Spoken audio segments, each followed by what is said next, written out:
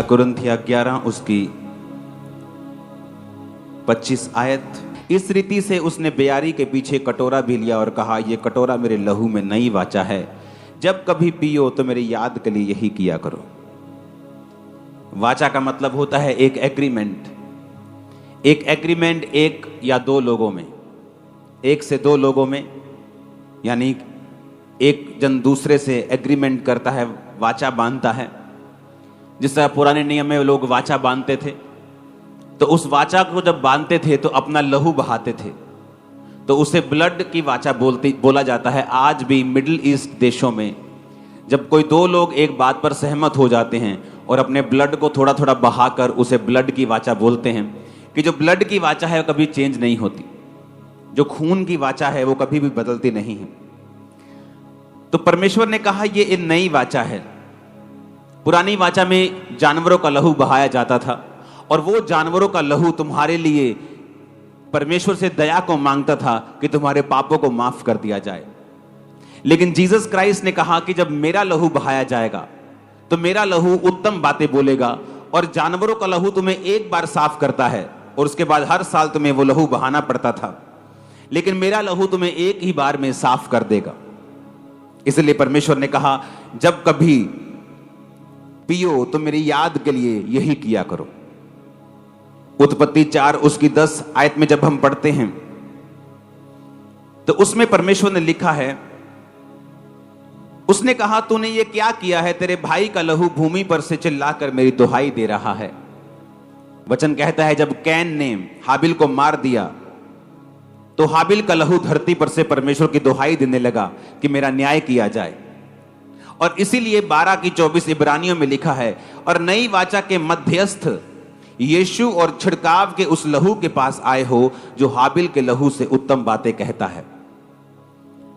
अगर इस दुनिया में, पूरे वर्ल्ड में पिछले 2000 साल से लेके आज और आज से अनंत जीवन तक, जब तक यह धरती बनी रहेगी, यीशु मसीह के लहू और उसके बदन से ऊपर इस दुनिया में कोई भी चीज खाने के लिए नहीं है। बाइबल कहती है जब हाबिल का लहू परमेश्वर से न्याय मांग रहा था, क्योंकि लहू में प्राण है। जब एक व्यक्ति का प्राण लहू बह जाता है, बोलते जी ये एक्सीडेंट हो गया, इसका लहू बह गया, टांग टूट गई थी, लहू बह गया तो मर गया। टांग तो कईयों की नहीं है, लेकिन वो मरते थोड़ी हैं। कईयों की बाजू टूट जाती है, वो मरते थोड़ी हैं। कईयों की बाजू नहीं है, जन्म से नहीं, मरते थोड़ी हैं। बिना टांग और बाजू के लोग मरते नहीं, लेकिन एक्सीडेंट में जब एक्सेस ब्लीडिंग हो जाती है, ज्यादा ब्लीडिंग हो जाती है, तो वचन कहता है कि तुम्हारे प्राण जो है तुम्हारे लहू में है। जब लहू चला गया, प्राण चला गया, तो डॉक्टर बोलते हैं आप जल्दी आते, आपका बंदा मर गया, क्योंकि लहू में प्राण है। इसलिए परमेश्वर ने पुराने नियम में कहा था कि जब तुम किसी जानवर को मारना तो उसके लहू को मत खाना, क्योंकि लहू में प्राण है। तो इसलिए बाइबल कहती है कि तुम यीशु मसीह के लहू के पास आए हो जो हाबिल के लहू से उत्तम बातें कहता है। यानी हाबिल का लहू न्याय मांग रहा था और हाबिल का लहू दंड मांग रहा था कैन के लिए, लेकिन बाइबल कहती है जब यीशु मसीह का लहू बहाया गया, वो आप लोगों के लिए दया को मांगता है परमेश्वर से, आप लोगों के लिए उत्तम बातें कहता है, आपके लिए हीलिंग की बातें कहता है, आपके लिए डिलीवरेंस की बातें कहता है। ये लहू क्या करता है आपकी लाइफ में? बाइबल कहती है ये उत्तम बातों को बोलता है। मत्ती 26 उसकी 28 आयत को जब हम पढ़ेंगे तो उसमें लिखा है, क्योंकि वाचा का वह मेरा लहू है जो बहुतों की पापों की क्षमा के लिए बहाया जाता है। ये वो लहू है जो आपको पापों से माफ करता है। आपके पाप, बाइबल कहती है, चाहे लाल रंग के भी हों, चाहे आपने पुराने टाइम में कितने भी बड़े से बड़ा पाप क्यों ना किया हो, ऐसा बड़ा पाप क्यों ना किया हो जिसने सारी उम्र आपकी सोच में आपका पीछा नहीं छोड़ा, हमेशा आपको गिल्टी में रखा है, हमेशा आपको प्रताड़ित किया है, आपको टॉर्चर किया है, आपके मन में, आपके दिमाग में कि तूने ये क्या कर दिया है, इतना बड़ा पाप कर दिया, इतना बड़ा गुनाह कर दिया। बाइबल कहती है वो गुनाह भी जो लाल रंग के होते हैं, यीशु मसीह का लहू उन्हें माफ कर देता है, साफ कर देता है, उन्हें बर्फ की नाई सफेद कर देता है।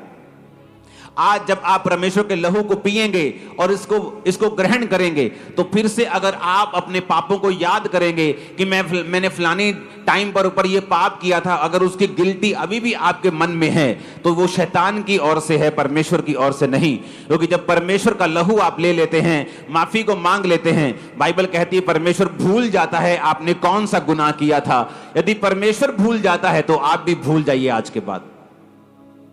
अगर आप उसे याद करेंगे तो वो शैतानी है। शैतान आपको याद करवाकर आपको गिल्टी में रखता है, क्योंकि जो व्यक्ति गिल्टी में जीते हैं, जो व्यक्ति इस तरह की हीन भावना में जीते हैं, शैतान उनके ऊपर कब्जा कर सकता है, उनकी जिंदगी में अटैक कर सकता है। लेकिन जो इस कॉन्शियसनेस में जीते हैं, इस सोच में जीते हैं कि मैं जितना मर्जी बड़ा पापी था, परमेश्वर ने मुझे माफ कर दिया है, अपने लहू से मुझे साफ कर दिया है, आज मैं परमेश्वर में हूं, मैं उसका बेटा बन चुका हूं, मैं उसकी बेटी बन चुकी हूं, मेरे पाप माफ हो चुके हैं, मैं नया हो चुका हूं, शैतान से मेरा रास्ता, मेरा पाला सब टूट चुका है, अब मैं परमेश्वर की संतान हूं। आप नए होके आज यहां से वापस जाएंगे। बाइबल कहती है परमेश्वर का लहू हमें माफ करता है। जब हम रोमियो 5 उसकी 9 आयत को पढ़ते हैं तो उसमें लिखा है, जब हम उसके लहू के कारण धर्मी ठहरे तो उसके द्वारा परमेश्वर के क्रोध से क्यों नहीं बचेंगे। बाइबल कहती है आप इसलिए धर्मी नहीं ठहरे क्योंकि आप लोगों ने अच्छे कर्म किए हैं, आप लोगों ने चैरिटी की है, आपने एक एनजीओ खोली है जहां आप लोगों का इलाज करते हैं, इस वजह से आप धर्मी नहीं ठहर सकते। हाँ, वो अच्छा काम है, उसका न्याय जरूर होगा, लेकिन बाइबल कहती है प्रभु यीशु मसीह के लहू के कारण ही तुम धर्मी ठहर सकते हो और क्रोध से बच सकते हो। और यीशु मसीह कहता है कि परमेश्वर के क्रोध से बचने का एक ही तरीका है कि अपने आप को लहू के नीचे सरेंडर कर देना। तो बाइबल कहती है जो लहू पर विश्वास करेंगे वो परमेश्वर के क्रोध से भी बच जाएंगे और वो धर्मी भी ठहराए जाएंगे। अगर आप धर्मी ठहराए जाएंगे तो परमेश्वर, बाइबल कहता है कि वो धर्मी की प्रार्थनाओं की ओर कान लगाता है, उसकी आंखें धर्मियों की ओर लगी रहती हैं, उनकी पलकें उन्हें नित जांचती हैं और उनके कान नित उनकी प्रार्थना की ओर लगे रहते हैं। ऊंची आवाज में हालेलुया बोलो। निर्गमन 12 उसकी 7 आयत, निर्गमन 12 उसकी 3 से 13 को आप पढ़ेंगे तो इसमें हमें क्या मालूम होता है। इसमें हमें मालूम होता है कि जब परमेश्वर ने इजराइलियों को छुड़ाया तो उनको कहा कि एक मेमना कुर्बान करो, उस मेमने के लहू को लेकर अपने दरवाजों के ऊपर लगा दो। जब मौत का दूत आएगा और फिरौन और राजा के सारे पहलोठों को और बड़े बच्चों को मारना शुरू करेगा, जिस घर के बाहर ये लहू लगा होगा उस घर में कभी भी मौत प्रवेश नहीं करेगी। और वचन कहता है कि जिस घर के बाहर लहू लगा था उस घर के बाहर से मौत चली गई और उस घर के अंदर उसने प्रवेश नहीं किया। वचन ये कहता है, जब हम पढ़ते हैं कि परमेश्वर का लहू हमें सुरक्षित रखता है, वो सुरक्षित रखता है शैतान के अटैक से, वो सुरक्षित रखता है शैतान की सारी चालों से, मौत से। इसलिए बाइबल कहती है जब शैतान परमेश्वर के सामने आया और प्रभु ने कहा कहां से आया है, तो उसने कहा मैं धरती पर डोलते और डालते आया हूं। परमेश्वर ने कहा तूने अय्यूब को देखा है, धरती पर उसके समान खरा मनुष्य जो बुराई से डरता है, मेरा भय मानता है, धरती पर कोई नहीं है। शैतान ने कहा तूने उसके आसपास बाड़ा बांधा हुआ है, इसलिए मैं उसको छू नहीं सकता, अपना बाड़ा उस पर से हटा दे तो फिर मैं उसे बताता हूं, फिर मैं उसे छूता हूं, फिर देखता हूं कि वो तेरी महिमा करता है कि नहीं करता। बाइबल कहती जब खून का बाड़ा आपके आसपास होता है शैतान आपकी जिंदगी में काम नहीं कर पाता, वो मौत का फरिश्ता आपकी जिंदगी में काम नहीं कर पाता। आज उस खून के बाड़े को लगाता हूं मैं आपकी लाइफ के ऊपर, उस खून के बाड़े को लगाता हूं आपके परिवारों के ऊपर। इस साल मौत का मुंह आप नहीं देखेंगे, अगले साल नहीं देखेंगे, in the name of Jesus आने वाले सालों में नहीं देखेंगे। मैंने कहा आमीन। मेरे को ऊंचे वाला चाहिए चर्च। आपके बिजनेस को मैं यीशु के लहू में छुपाता हूं, आपके बच्चों को यीशु मसीह के लहू में छुपाता हूं, यीशु मसीह के ब्लड के बाड़े को लगाता हूं आपकी लाइफ के ऊपर, आपके फाइनेंस के ऊपर यीशु मसीह के ब्लड को लगाता हूं। आज से यीशु मसीह का लहू आपके लिए दया को मांगेगा, वो आपके लिए बेहतर बातें करेगा, आप प्रभु से बड़े कामों को देखेंगे इन जीसस ने। आमीन। ऊंचा ये आशीष आपकी है चर्च। इसलिए वचन कहता है कि जिन घरों के बाहर यीशु का लहू लगा हुआ, जिन जीवनों में यीशु मसीह का लहू लगा हुआ, वो कभी भी मरे नहीं, उन्होंने यहां भी जीवन पाया है और अनंत जीवन भी पाया है। बाइबल कहती है यशायाह 53 उसकी 5 आयत में जब हम पढ़ते हैं तो वहां पे लिखा है वो हमारे अपराधों के कारण घायल किया गया, हमारे अधर्म के कारण कुचला गया, हमारे ही शांति के लिए उस पर ताड़ना पड़ी और उसके कोड़े खाने से हम लोग चंगे हो जाएं। कोड़ों से जो ब्लड निकला उससे हम हील होते हैं। इब्रानी 10 उसकी 10 आयत में उसमें लिखा है उसी इच्छा से हम मसीह की देह में एक ही बार बलिदान चढ़ाए के द्वारा पवित्र किए गए हैं। बाइबल कहती कोई पवित्रताई के बिना परमेश्वर को देख नहीं सकता। कौन करता है हमें पवित्र? क्या हमारे अच्छे कर्म हमें पवित्र करते हैं? नहीं। परमेश्वर के सामने तो वो फटे हुए कपड़े हैं जो हमारे अच्छे कर्म हैं। मैं लोगों का इलाज करवाता हूं जी, मैं लोगों के लिए अच्छी बातें बोलता हूं जी, मैं लोगों के काम करा देता हूं जी, मैं लोगों को पुलिस के पास ले जाके बचा देता हूं जी। ये सब अच्छे कर्म हैं, अच्छे कर्म हैं, करने चाहिए। लेकिन बाइबल कहती है इब्रानियां 10 उसकी 10 आयत में कि हम अगर पवित्र किए गए हैं तो यीशु मसीह के लहू के द्वारा हम पवित्र किए गए हैं। इस धरती पर बाइबल कहती कोई पवित्रताई के बिना यीशु मसीह को देख नहीं सकता। अगर आपको परमेश्वर को देखना है तो आपको यीशु मसीह के लहू के द्वारा आपको पवित्र होना पड़ेगा। अपने धर्म के अच्छे कामों से आप परमेश्वर को देख नहीं सकते। आप एक अच्छे इंसान बन सकते हैं लेकिन धर्मी इंसान नहीं बन सकते, क्योंकि वचन कहता है कि यीशु मसीह का लहू ही है जो आपको धर्मी बनाता है। इफिसियां 1 उसकी 7 और 8 आयत को हम पढ़ेंगे। हमको उसने उसके लहू के द्वारा छुटकारा अर्थात अपराधों की क्षमा और उसके अनुग्रह के धन के अनुसार हमें मिला है। लहू के द्वारा क्या मिला है? छुटकारा। किससे? शैतान से। अगर आप यीशु मसीह के लहू को रोज अंगीकार करें, यीशु के लहू को रोज पुकारें अपनी प्रार्थना में, यीशु मसीह के लहू को शैतान के खिलाफ घोषणा करें, जादू के खिलाफ घोषणा करें, टोने के खिलाफ घोषणा करें कि मैं अपने जादू टोने की आत्मा के खिलाफ यीशु के लहू की घोषणा करती हूं, यीशु मसीह के लहू की मैं घोषणा करता हूं शैतान के खिलाफ, तो बाइबल कहती है यीशु मसीह के लहू में छुटकारा है, क्योंकि वो आपको अपराधों से क्षमा करता है और उसके लहू में छुटकारा भी है जो आपको शैतान से और उसके किंगडम से आपको छुटकारा देता है। ऊंची आवाज में हालेलुया बोलो, ऊंची ऊंची ऊंची आवाज में। इन वचनों को अगर आप पढ़ेंगे तो आपको मालूम होगा कि परमेश्वर ने आपके सारे इंतजामों को किया है कि यीशु मसीह का लहू हमारे लिए क्या करता है। वो हमें धर्मी बनाता है, हमें पवित्र बनाता है, हमें माफ करता है, परमेश्वर के साथ मिलाता है। ये एक वाचा का लहू है। परमेश्वर हमारे साथ वाचा बांधता है, मेरे लिए दया को मांगता है। परमेश्वर का लहू, हाबिल का लहू अपने लिए न्याय मांग रहा था, लेकिन जीसस क्राइस्ट का लहू जब बहा वो मेरे लिए दया को मांग रहा है कि इन लोगों के ऊपर दया कर, क्योंकि मैं इनके लिए बहा हूं। यीशु का लहू कहता है कि मैं बहा हूं, इन लोगों के ऊपर दया कर, तो वो हमेशा हमारे लिए दया को मांग रहा है। अब हम बात करेंगे जीसस क्राइस्ट का लहू कहां कहां से बहा और उसका रीजन क्या था। जीसस क्राइस्ट का जो लहू था वो किस किस जगह से परमेश्वर से बहा और उसका रीजन क्या था। पहला ब्लड जो परमेश्वर के बॉडी से निकला वो था गतसमनी बाग में। लूका 22 उसकी 42 से 44 आयत, मत्ती 26 उसकी 7 और 68, यूहन्ना 19 उसकी 34, यशायाह 50 उसकी 6, मत्ती 26 की 28। पहला लहू जो परमेश्वर के बदन से बहा वो था उसके माथे का लहू, क्योंकि वचन इस प्रकार कहता है कि जब वो गतसमनी बाग में था तो बाइबल कहती है कि परमेश्वर जब बहुत ही इंटेंस प्रेयर कर रहे थे, वो प्रेयर इतनी इंटेंस थी और इतनी ज्यादा कठिन थी और इतनी ज्यादा उसमें वो सम्मिलित हो गए थे कि बाइबल कहती है कि परमेश्वर के ब्लड वेसल से उसकी जो नाड़ियां थी उसमें से लहू निकलकर उसके पसीने के साथ मिलकर माथे से टपक रहा था। वो पहला लहू था जो परमेश्वर ने बहाया था। माथे से जो लहू बहा उसका मतलब क्या है? उसका मतलब यह है कि इंसान जो था, आदम जो था, अपनी इच्छा को, अपनी विल को परमेश्वर के सामने समर्पित नहीं कर पाया, इसलिए उसने शैतान के सामने घुटने टेक दिए थे और उसकी पत्नी ने वो फल खाया जो वर्जित था और उसके बाद अपने पति को खाने के लिए भी बोला। और जब शैतान ने इंसान को गिरा दिया और उसने अपनी इच्छा को परमेश्वर के सामने नहीं बल्कि शैतान के सामने समर्पित कर दिया, इसलिए जब उस माथे से परमेश्वर का ब्लड निकला तो वो इसलिए था कि जब इस ब्लड के ऊपर विश्वास किया जाएगा तो इंसान अपनी इच्छा को परमेश्वर को सौंप देगा और परमेश्वर के सामने समर्पित हो जाएगा और शैतान का उसके ऊपर से सारा अधिकार मिट जाएगा। कितने मेरी बातों को समझ रहे हैं कि वो अपनी विल को परमेश्वर के सामने रख देगा। दूसरा लहू जो परमेश्वर के फेस से निकला, यशायाह 50 उसकी 6 आयत में लिखा है, मैंने मारने वालों को अपनी पीठ, गलमोछ नोचने वालों को यानी दाढ़ी नोचने वालों को अपने गाल दिए, अपमानित होने और थूकने से मैंने अपना मुंह नहीं छुपाया। जो दूसरा लहू परमेश्वर के बॉडी से निकला वो था कि जब परमेश्वर को थप्पड़ मारे जा रहे थे, जब परमेश्वर को लेके गए और उसके गाल नोचे जा रहे थे और उसकी दाढ़ी नोची जा रही थी।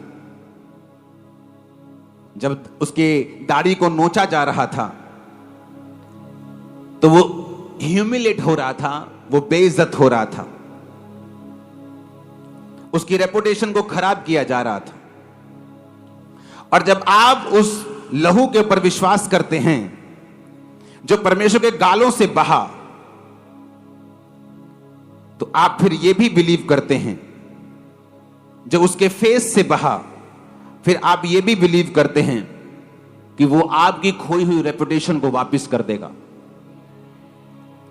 आपकी कर्जे ने रेपुटेशन खराब कर दी, आपकी पास्ट लाइफ ने आपकी रेपुटेशन खराब कर दी, आपका नाम खराब कर दिया, आपको बेइज्जत हुआ, आपकी लाइफ में बेइज्जती ही बेइज्जती रही, रिजेक्शन ही रिजेक्शन रही। जब आप जीसस क्राइस्ट के उस सीन को याद करेंगे जो यशाया 50:6 में लिखा है कि अपमानित होने और थूकने से उसने अपना मुंह नहीं छुपाया और गाल नोचने वालों को उसने अपने गाल दिए, ये आप लोगों के लिए था। जीसस क्राइस्ट चाहते तो एक मौत ले सकते थे, कोई आता कि यीशु मसीह के जोर से उसके पेट में तलवार को मारता और यीशु मसीह को मार देता, लेकिन यीशु मसीह का जो लहू बहा था उसका कारण था, वो माथे से बहा उसका कारण था, वो गालों से बहा उसका कारण था। बाइबल कहती जब उसकी दाढ़ी को नोचा जा रहा था तो वचन ये कहता है कि जब दाढ़ी की बात बाइबल में आती है तो प्रीस्टहुड की बात आती है, तो याजक की बात आती है, ग्लोरी की बात आती है, तो परमेश्वर इज्जत की बात आती है। इसलिए जब दाऊद ने अपने लोगों को भेजा था कि जाकर फलाने राजे से उसका हालचाल पूछ के आओ क्योंकि उसके घर में कोई दुर्घटना हो गई थी, तो लेकिन उसके लोगों ने चुगली की, कहता नहीं नहीं ये दुर्घटना लेने के लिए नहीं आए, ये तो भेद लेने के लिए आए हैं। तो लिखा उनकी आधी आधी दाढ़ी कटवाकर, उनके कपड़े आधे आधे कटाकर उनको आधा नंगा करके वापस भेज दिया था। दाढ़ी का कटना मतलब कि जब वो उसको आधा छीलते थे तो उसका मतलब बेइज्जती होता था, और जब बियर्ड का मतलब होता है ग्लोरी, कि आपकी लाइफ की ग्लोरी खत्म कर दी शैतान ने, रेपुटेशन खत्म कर दी, आपकी पास की लाइफ की गलतियों ने आपका नाम खराब किया हुआ है। लेकिन जिस दिन आप ये समझ जाएंगे कि यीशु मसीह का लहू जो उसकी दाढ़ी नोचने पर निकला था, यीशु मसीह का लहू जो उसके गाल नोचने पर निकला था, आज मैं उस लहू को ले रहा हूं, मेरी सारी बैड रेपुटेशन खत्म हो चुकी है, आपका नाम खराब है वो सही हो जाएगा। आपको चिंता रहती है, आप अपनी मर्जी को परमेश्वर के सामने समर्पित नहीं कर पाते, आपको स्ट्रेस रहता है, आप जीसस क्राइस्ट के उस लहू को याद कीजिए जो उसके माथे से निकला था। ऊंची आवाज में हालेलुया बोलो। यीशु मसीह का वचन कहता है यशाया 53 उसकी 5 आयत में कि उसके कोड़े खाने से हम चंगे हुए। एक लहू तब निकला जब यीशु मसीह गतसमनी बाग में थे, उसके माथे से एक लहू तब निकला जब उसके गाल नोचे गए, उसकी दाढ़ी पटी गई, और एक लहू तब निकला जब यीशु मसीह के कोड़े मारे गए। और बाइबल कहती जो लहू कोड़ों से निकला वो तुम्हारी चंगाई के लिए था, जो लहू माथे से निकला वो किसी और मकसद के लिए था, जो लहू दाढ़ी से निकला वो किसी और मकसद के लिए था। हालेलुया, ऊंची आवाज में हालेलुया। क्योंकि दाढ़ी आपको प्रीस्टहुड को भी, याजकपन को भी दर्शाती है। क्या करते थे याजक परमेश्वर की प्रेजेंस में रहते थे और परमेश्वर की सेवकाई करते थे। आज जिन लोगों की लाइफ में परमेश्वर की प्रेजेंस खत्म हो चुकी है और वो परमेश्वर को मिनिस्टर नहीं कर पाते, परमेश्वर की सेवकाई नहीं कर पाते, उसके सामने प्रार्थना नहीं कर पाते, अपने जीवन को बिता नहीं पाते। जब हम परमेश्वर की दाढ़ी से निकले हुए ब्लड को आज अंगीकार करके लेंगे, आप फिर से परमेश्वर की प्रेजेंस में जाने पाएंगे, आप फिर से सेवकाई करने पाएंगे, फिर से वो लूटी हुई, वो फिर से जो मरी हुई ग्लोरी शैतान ने कर दी थी, परमेश्वर उस ग्लोरी को रिस्टोर कर देगा आपकी लाइफ में। आपके बच्चों ने आपका नाम खराब हो सकता कर दिया हो, आपकी बेटी ने, आपके बेटे ने कर दिया हो, लेकिन बाइबल कहती है यीशु मसीह का लहू उस लॉस्ट रेपुटेशन को फिर से वापस करता है। जब आप परमेश्वर के ब्लड को पुकारेंगे कि खुदाबंद तेरा वो लहू जो तेरे गालों से निकला और दाढ़ी से निकला, जिसने मेरी रेपुटेशन के लिए निकला, आज मैं उस लहू को लेता हूं, आप देखेंगे क्या होता है। चाहे आपके बच्चे को परमेश्वर को चेंज करना पड़े, चाहे आपकी बेटी को चेंज करना पड़े, आपके पति के दिमाग को बदलना पड़े, वो करेगा और आपकी रेपुटेशन को सेम नहीं रखेगा। आमीन होने वाला चाहिए और चिल्लाने वाला चाहिए। इसलिए शायद 53 उसकी 5 में लिखा है, इसलिए उसी कोड़े खाने से हम चंगे हुए हैं। हमारे अपराधों के कारण वो घायल किया गया, हमारे धर्म के कामों के कारण कुचला गया, हमारी शांति के लिए उस पर ताड़ना पड़ी कि उसके कोड़े खाने से हम चंगे हो जाएं। उसके कोड़े खाने से भी ब्लड निकला। जो ब्लड उसके कोड़ों से निकला वो हमारी हीलिंग के लिए था। वो हीलिंग जो मुझे मिली, वो हीलिंग जो जलंधर के सबसे पहले डॉक्टर्स भी नहीं कर पाए थे। जलंधर के सबसे ओल्ड डॉक्टर्स, नाम है जिनका, वो पॉसिबल नहीं। उसके कोड़े खाने से हम चंगे हो चुके हैं। फिर एक ब्लड निकला परमेश्वर के कांटों के ताज से। परमेश्वर के जब कांटों का ताज जला गया तो बाइबल कहती है उसमें से ब्लड निकला। क्यों निकला कांटों का ताज? क्योंकि वो कांटों का ताज आपके लिए और मेरे लिए था। ताज डाला जाता है राजा को, ताज डाला जाता है जब एक राजे की राजपोशी की जाती है, जब एक राजा जीतता है ताज उसको डाला जाता है। वो ताज अपने लिए तो वो ये सोच के डाल रहे थे कि हम यीशु मसीह की बेइज्जती कर रहे हैं, लेकिन यीशु मसीह ये ताज को इस तरह से ले रहा था कि मैं जीत रहा हूं शैतान के किंगडम के खिलाफ। और जो कोई व्यक्ति इस कांटों के ताज के बहे हुए लहू पर विश्वास करेगा वो शैतान के राज्य के ऊपर जीत प्राप्त करेगा। उसके घराने के ऊपर शैतान का कभी राज ना होगा, जादू टोने का कभी भी राज ना होगा, उसके मन पे, उसके दिमाग पे, उसके बच्चों पे शैतान कभी राज ना करने पाएगा। ये वो लहू था जो परमेश्वर के थ्रोन से, ये परमेश्वर के जो कांटों का ताज था उससे बहा था। परमेश्वर का लहू उससे बहा ताकि हमारा माइंड जो है वो परमेश्वर के जैसा हो जाए। हालेलुया, ऊंची आवाज से बोलो हालेलुया। फिर एक लहू बहा परमेश्वर के हाथों से। बाइबल कहती इंसान के काम गंदगी से भरे हुए थे। जब जीसस क्राइस्ट के हाथों के ऊपर वो नेल्स, वो कील मारे गए तो फिर ब्लड निकला, क्योंकि कोई भी इंसान धर्म के काम नहीं कर पा रहा था, परमेश्वर से दूर था। उस नेल से, उस कीलों से बहे हुए लहू से आज हम फिर परमेश्वर में चल सकते हैं और काम कर सकते हैं। जो लहू परमेश्वर के पांव से बहा, आज हम परमेश्वर के साथ साथ चल सकते हैं। जब हम उसके हाथों के कीलों के से बहा हुआ लहू और उसके पांवों से बहे हुए लहू पर विश्वास करते हैं, हमारी चाल सीधी हो जाती है। एक लहू निकला परमेश्वर के बर्छी से, जो बर्छी मारी गई थी, परमेश्वर के हार्ट को, परमेश्वर के जो बर्छी मारी गई परमेश्वर के दिल तक पहुंच गई थी, इसलिए लिखा उसमें से लहू और पानी निकला था। जब उस लहू को आप देखते हैं जो परमेश्वर के हार्ट से निकला था, और वो भी एक सोल्जर ने उसको मारा था, उसी से हमें परमेश्वर का जो हार्ट था कंपैशन से भरा हुआ, वो जीसस क्राइस्ट के जन्म से पहले परमेश्वर का वो कंपैशन और दया से भरा हुआ दिल कभी प्रकट नहीं हुआ था। वो मिरेकल के रूप में प्रकट हुआ था, वो दया करता था। लेकिन जीसस क्राइस्ट के जन्म के बाद जो दया वाला, कहते हैं ना, एक साइड परमेश्वर की नजर आई, वो पहले कभी भी नजर नहीं आई।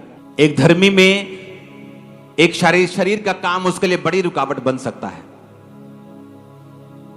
एक पास्टर था, उसको शुगर हो गई। अब आप बोलोगे पास्टर को शुगर कैसे हो गई? क्योंकि उसका खाना पीना सही नहीं था, बैलेंस नहीं था, टाइम नहीं था, कुछ भी खा लिया। एक घर में आप जानते विश्वासी लोग चाय के बिना नहीं भेजते, लेकिन अगर 10 घर आप विजिट करेंगे और रोज 10 कप चाय पिएंगे, आपकी सेहत कहां जाएगी? लेकिन वो बात को माना नहीं, खुद बीमार था, प्रेयर करता था, लोग हील होते थे। लेकिन अपनी उस अर्ज के ऊपर, अपनी उस, मैंने धर्मियों को जो बहुत फूडी थे उनको टाइम से पहले मरते हुए देखा है। किसी को नॉनवेज खाने का बहुत शौक था, और जब वो डॉक्टर के पास गया, बहुत ब्लेस्ड मैन, मैं उसका नाम नहीं ले सकता, ब्लेस्ड मैन, इतना ब्लेस्ड कि आप सोच भी नहीं सकते। डॉक्टर ने कहा हार्ट तेरा ब्लॉक है 90%, कारण नॉनवेज खाने का शौकीन। जब नॉनवेज आता था भाई साहब, 2-3 कोलियां नहीं, कुकर खत्म हो जाता था। अब हुआ क्या? अब शरीर तो सभी का एक है, वो ब्लॉकेज होती होती होती कहते प्रेयर करो मेरे लिए, मैं ऑपरेशन नहीं कराऊंगा, और थोड़े दिनों बाद डेथ हो गई। अगर आप में ऐसी आदत है, आज जब मैं यीशु मसीह के लहू की घोषणा करूंगा और आपके ऊपर बोलूंगा कि परमेश्वर का लहू आप में और उस आदत के बीच में आज से खड़ा है, वो आपको छू नहीं पाएगी, आप फ्री होकर वापस जाएं। वो कोई भी हो सकती है, वो टीवी हो सकता है, मोबाइल हो सकता है, एक्स्ट्रा कंप्यूटर चलाने वाला टाइम हो सकता है, खास प्रोग्राम हो सकता है। तो आपको मालूम है कि मैं एडिक्टेड हूं, मैं इससे जुड़ गया हूं और ये संसारिक है। वो फीलिंग हो सकती है किसी व्यक्ति से। जब मैं घोषणा करूंगा कि यीशु मसीह का लहू आज आपके और आपकी उस फीलिंग के बीच में खड़ा है और उस फीलिंग को मैं हुक्म दूंगा कि तू लहू को क्रॉस नहीं कर पाएगी, आज के बाद आप फ्री होकर वापस जाएंगे।